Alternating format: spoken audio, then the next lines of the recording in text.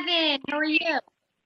I'm doing well, Amy. I'm going to just go ahead and address the elephant in the room. I am wearing an outfit I love to wear, just so you know, because it's been a couple calls now.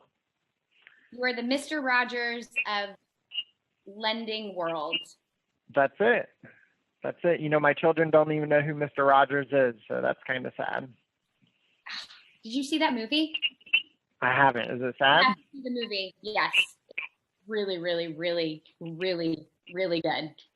I'll have to watch that. I did want to watch it. And it won't ruin your childhood of how amazing he is. It won't, like, ruin that.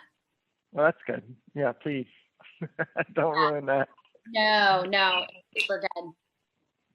Pat and I both watched it on the plane, and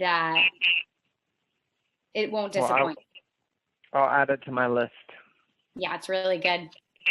But anyways, Evan and I, we love sharing information with you guys and are always open for, a phone call or an email or even a text message if you guys have any other questions. But for right now, we are going to be discussing the pre-approval versus the pre-qualification.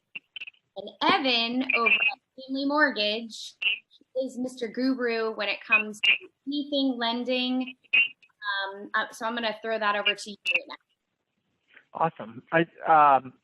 The pre-qualification versus pre-approval is a very big topic because it can mean the difference between you getting your offer accepted when you find your home that you love.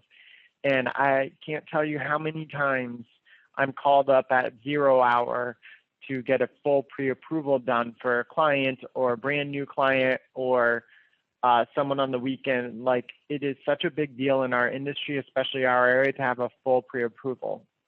So the difference is a pre-qualification is something that you fill an online application out, or you call a lender and they pull your credit and they look at the numbers and say you're pre-qualified based on what you put in a computer or told us over the phone.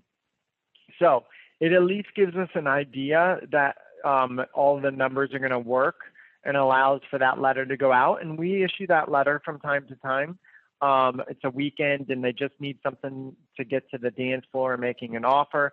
But most of the times when I come in Monday and I tell the clients this, we need their paperwork for a full pre-approval because the offer is being held up on being accepted until that full pre-approval happens.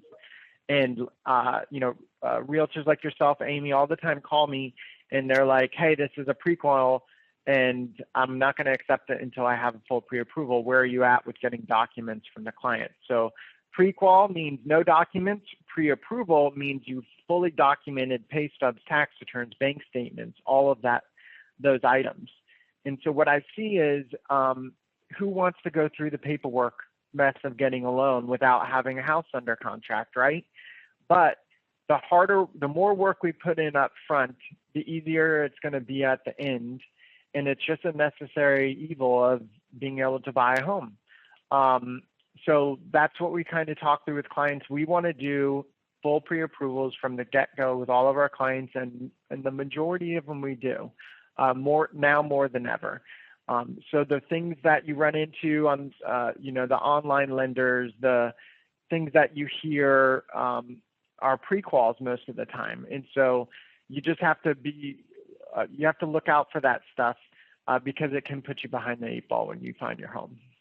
Yeah, no, absolutely. And our conversation, one of our talks, we talked about as a listing agent, what we look for.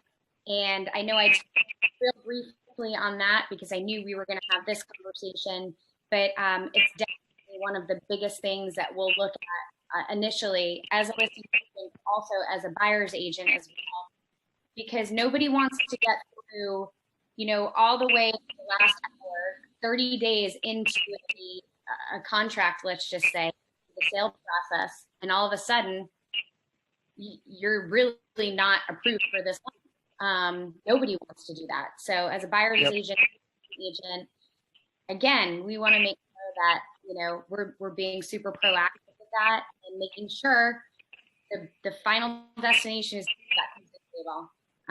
And this is the start of it. So then also, as a buyer's agent, when I send them over to you and I get that pre-approval, I know exactly how much they're approved for. And a pre-qual is kind of give you a rough estimate. But I want to know what that pre-approval is, so I know what price point to be showing my clients. That's really important as well. And then it's also really important because then my clients know exactly what their mortgage is going to be monthly. You know, they could be pre-approved for, you know, an absorbent amount of money, but they don't want to pay that in a mortgage. So then we need to just kind of taper it back and see where their comfort spot is. But a pre-qualification is not going to give you that information. So that is the difference between pre-approval and the pre-qualification, which is really important, guys. So make sure you have a solid lender that you're talking to, like Family Mortgage, to be able to give you this information and give you up front. So. Absolutely. Awesome. Thank you, Evan. Again, if you have any questions, give Evan over at Family Mortgage a call, or give myself, Amy at Burroughs team, and Severn.